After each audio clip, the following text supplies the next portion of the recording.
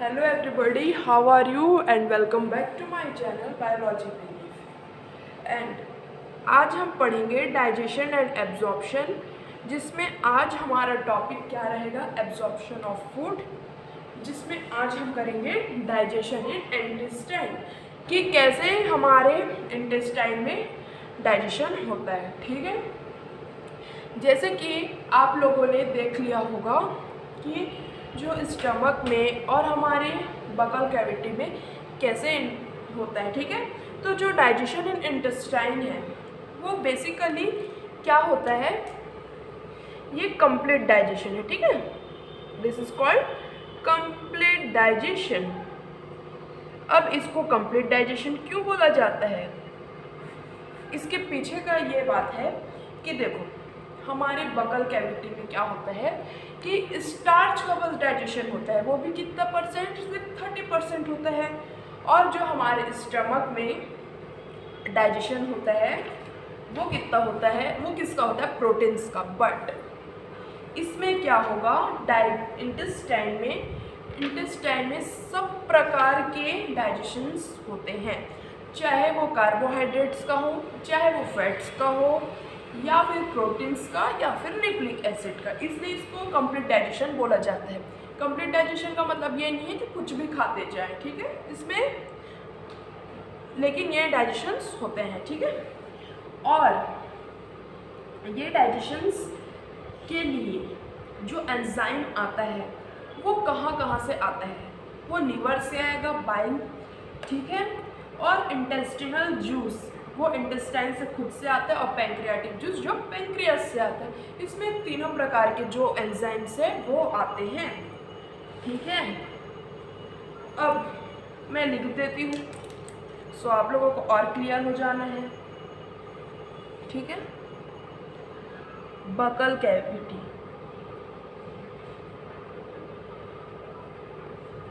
इसमें कितना परसेंट होगा, 30% स्टार्च का डाइजेशन।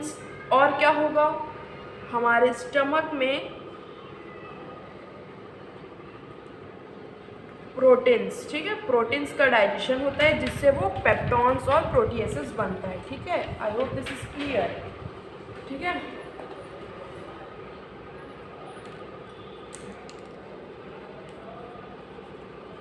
पेप्टॉन्स एंड प्रोटीएसेस, ठीक है, ये हमारे स्टमक का है, don't be confuse with that.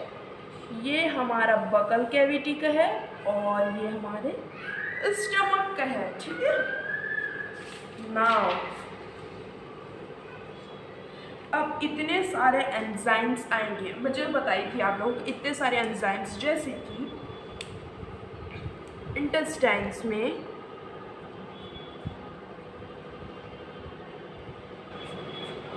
कौन कौन से एंजाइम आएंगे, बाइल, ठीक है, वो कहाँ से आता है, बाइल फ्रॉम लीवर, ठीक है, और क्या आएगा, पैंक्रियाटिक जूस, पैंक्रियाटिक जूस, ठीक है, पैंक्रियाटिक जूस कहाँ से आएगा, पैंक्रियास से। और इंटेस्टाइन खुद का बनाता है juice, that is your intestinal juice. ठीक है, क्लियर, फ्रॉम इंटेस्टाइन ओनली, ठीक है, I hope this is clear to you all. अब इतने सारे एंजाइम्स आएंगे तो उसको अपने आप को प्रोटेक्ट भी करना है, तो इतने सारे एंजाइम्स को अपने आप को प्रोटेक्ट करने के लिए इसमें गॉबलेट सेल्स होते हैं। ठीक है, I will use different pen for looking. ठीक है, ये देखो, ये प्रोटेक्शन के लिए इसमें क्या रहता है, गॉबलेट सेल जो सिक्रेट करता है व्हाट, योर म्यूकस। ठीक है, और जो और इसमें जो secretion of mucosa along with the goblet cell constitute the intestinal juice. इसमें म्यूकोसा भी रहता है जो इंटेस्टिनल जूस को कंटेन करता है। ठीक है, अब देखो, अब हम लोग देखेंगे, अप्रिशिएट माय डायग्राम गाइस। ठीक है, Now, this is what your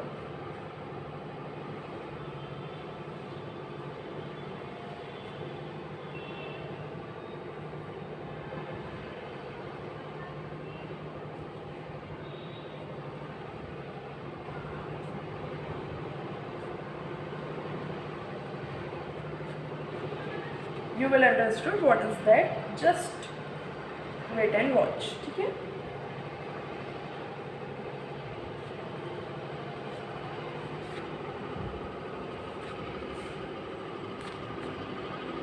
Please appreciate my diagram. Okay.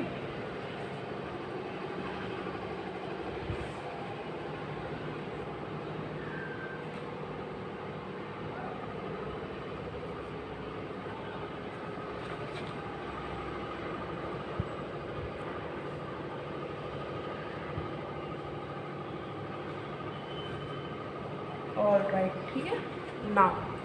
अब मैं बताती हूँ कि इसमें सिर्फ और सिर्फ 30% स्टार्च डाइजेस्ट होता है, ठीक है। इसमें प्रोटीन्स नहीं होते, ना आपका होगा न्यूक्लिक एसिड भी नहीं होगा, क्रॉसमिल्स नहीं होगा, ठीक है ना, आपका कार्बोहाइड्रेट, ठीक है। Nucleic acid, this is your acid, ठीक है। अब यहाँ पर ओइसोफेगस में भी कोई डाइजेशन नहीं होता, no digestion in your oesophagus, ठीक है। इसमें कोई भी डाइजेशंस नहीं होते गाइस, ठीक है। और हमारे स्टमक में होते हैं प्रोटीन्स। प्रोटीन्स जो किस में टूटता है, आपके पेप्टॉन्स में और आपके प्रोटीएसेस में, ठीक है। जिसके ऑलरेडी हम लोग ने पिछले लेक्चर में ये देख चुके हैं, ऑलराइट। और अब हमारे यहाँ पर हो जाएंगे ड्यूडोनम, ठीक है। इसमें सारे प्रकार के एंजाइम्स आएंगे, ठीक है। अब आपको याद होगा जब हम कुछ खाते हैं, ठीक है, चबाते हैं, तो वहाँ पर क्या बन जाता है, पेस्ट लाइक, ठीक है। उस पेस्ट लाइक स्ट्रक्चर को जब हम चबाते हैं तो उसको हम क्या बोलते हैं गाइस, बोलस, ठीक है। That is called your bolus. Bolus मतलब क्या होता है कि फूड जो खाते हैं प्लस सलाइवा, ठीक है, जो सलाइवा कंटेंट का रहेगा, इसको हम लोग बोलेंगे फूड प्लस सलाइवा। और इसका पीएच कितना होता है, साथ साथ देख लेते हैं, दैट इज योर 6.8, ठीक है। स्लाइटली एसिडिक रहेगा। अब ये आया कहाँ पर, बोलस कम इनटू योर यहाँ पर, ठीक है, स्टमक्स में आया। अब स्टमक में आया तो इसको हम लोग क्या बोलेंगे, chyme. Why it is called chyme, chyme means एक तो फूड रहेगा प्लस इसमें रहेगा एसिडिक या गैस्ट्रिक जूस बोल सकते हो ना इसको, ठीक है। अब इसमें आ जाएगा क्या, इसका पीएच का वैल्यू हो जाएगा आपका 1 से 3 तक का पीएच रहेगा, ठीक है, बहुत एसिडिक हो जाता है। अब ये आएगा यहाँ पर बोलस, ठीक है। अब ये अब यहाँ पर बोलस नहीं बोलेंगे ना इसको हम लोग बोलेंगे काइल। काइल क्यों, अब यहाँ पर फूड प्लस इंटेस्टिनल जूस, जैसे कि यहाँ पर इंटेस्टिनल जूस भी आएंगे, इसको I will different pen I use I what seen by you, हाँ थोड़ा ऊपर कर लेती हूँ, ठीक है, बस इंटेस्टिनल जूस। और क्या होगा, यहाँ पर आ जाएगा आपका पैंक्रियाटिक जूस और प्लस बाइल, ठीक है। अब यहाँ पर इस एरिया को पैंक्रियाटिक जूस, ठीक है, कितना हो गया आपका चाय। लेकिन यहाँ आते आते यहाँ पर इसको हम लोग क्या करेंगे, यहाँ पर स्लाइटली नहीं, यहाँ पर ये अल्कलाइन हो जाता है। अल्कलाइन मतलब बेसिक, ठीक है। इतने एसिडिक को यहाँ पर का जो जूस है वो सह नहीं पाएगा, ठीक है, इसलिए इसको अल्कलाइन करना बहुत ज़्यादा ज़रूरी है। तो जो आपका पैंक्रियाटिक जूस और इंटेस्टिनल जूस क्या लाता है, यहाँ पर आपका देखो सोडियम कार्बोनेट लाएगा और उस चीज़ को वो क्या कर देगा, अल्कलाइन इन मीडियम। तो यहाँ पर वो इजली वो डाइजेस्ट हो जाता है, तो इसको चाइल्ड बोलते हैं, ठीक है। और इसका पीएच का वैल्यू कितना हो जाएगा, 7.4। और आई होप दैट आप लोग पीएच का मतलब जानते होंगे, ठीक है। और पीएच अगर एक बार बता ही देती हूँ, ठीक है। जो 7 होता है वो नॉर्मल है, ठीक है, बीच का न्यूट्रल्स। जो 7 से कम है, ठीक है, जो 7 से कम है, जैसे कि 1 2 3 4 5, ठीक है, 1 2 3 4 5 6, जो 7 से कम है that is your what, acidic. और जो 7 से ज़्यादा है, मोर देन 7, वो क्या हो जाएगा आप लोगों का, बेसिक, ठीक है। तो ये आपका बेसिक इन मीडियम होता है, ठीक है। आई होप इतना आप लोगों को तो क्लियर हो ही गया होगा गाइस। नाउ इसके बाद हम लोग देखते हैं,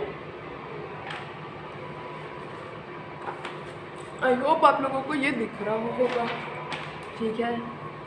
दिस इज योर स्टमक, ठीक है। अब हम लोग यहाँ पर इसका बात करेंगे, तो आई विल मेक थोड़ा सा मोटा ड्यूडेनम, ठीक है। ये आपका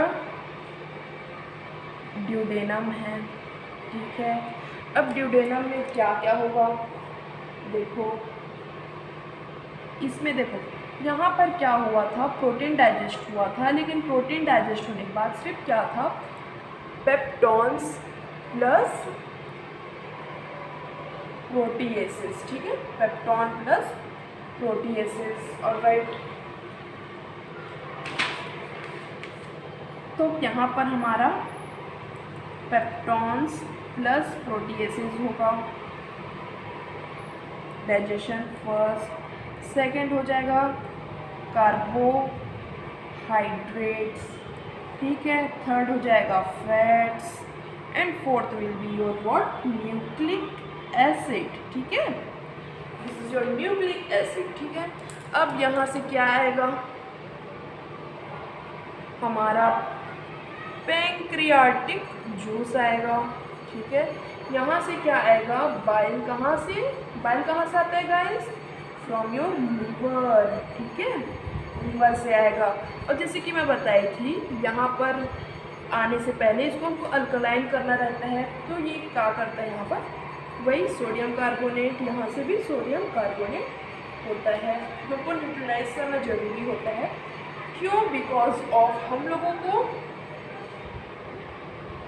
मीन्स जो एंजाइम है वो तभी वर्क कर पाएगा जब वो अल्कलाइन होगा, एसिडिक होगा तो नहीं कर पाएगा, इसलिए हमको न्यूट्रलाइज करना बहुत ज़्यादा इम्पॉर्टेंट है, ठीक है। अब यहीं पर मैं थोड़ा इसको एक्सटेंड कर देती हूँ, ठीक है। इतना तो आप लोगों को क्लियर हो जाना है। अब हम लोग यहीं पर देखेंगे क्या, डाइजेशन ऑफ योर कार्बोहाइड्रेट्स, ठीक है। अब डाइजेशन ऑफ कार्बोहाइड्रेट्स में क्या होगा, आपका यहाँ पर 70% माल्टोज का ये होगा, ठीक है, प्लस यहाँ पर sucrose, second lactose, third is your maltose, ठीक है। ये पैराग्राफ को हम लोग नेक्स्ट टॉपिक में देखेंगे, क्योंकि ये आप लोगों को नेक्स्ट लेक्चर में ज़्यादा समझ में आना है, ठीक है। अब यहाँ पर क्या क्या बनता है, सुक्रोज से क्या बनता है, आई होप सब लोगों को पता होगा। देखो सुक्रोज से क्या बनेगा आप लोगों का, ग्लूकोज प्लस फ्रुक्टोज, ठीक है। एंड योर फ्रॉम लैक्टोज से क्या बनेगा, ग्लूकोज प्लस गैलेक्टोज, ठीक है। माल्टोज से हमारा बनेगा ग्लूकोज प्लस ग्लूकोज, ठीक है। अब इन सारे के एंजाइम क्या क्या है, सुक्रोज का होगा सुक्रेज, गैलेक्टोज का होगा, सॉरी लैक्टोज का होगा लैक्टेज, माल्टोज का होगा माल्टेज, ठीक है। और ये सारे एंजाइम कहाँ मिलते हैं गाइस, आपके इंटेस्टाइन में, ठीक है। I hope this is clear to you all. और ये हमारा पार्ट 1 रहेगा, digestion of food in intestine. So guys, to be continued in the part 2. So I hope ये आप लोगों को क्लियर हो जाना है. एक बार इसको खुद से नोट्स बनाओ, फिर एकदम क्लियर हो जाना है, ठीक है.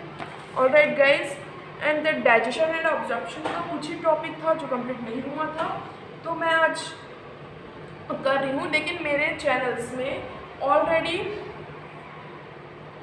बहुत सारे respiratory, body fluids and it's circulations, neural control and it's coordinations के भी आधे लेक्चर हो चुके हैं. बस इसका थोड़ा बचा था, तो मैं सोची कि इसका बना लूँ. So guys, keep the study, be happy. And आपको अगर बाकी के लेक्चर्स देखने हैं तो आप देख सकते हैं. So all the best guys.